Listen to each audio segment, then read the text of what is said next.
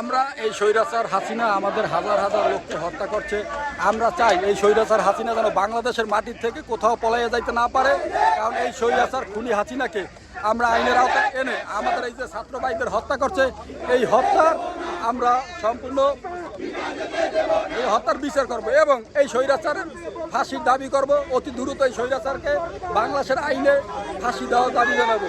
এই স্বৈরাচার কোনোভাবেই জানি বাংলাদেশ থেকে না পালাই যেতে পারে।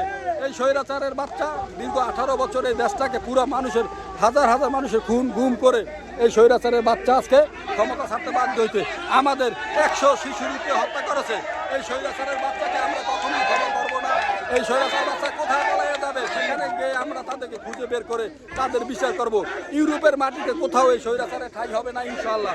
ইউরোপের মাটি যেখানেই থাক আমরা সেখানেই এই স্বৈরাচার কাছে এনে বিচারে আনবো। এই স্বৈরাচারকে আমরা কখনোই ছাড়বো না।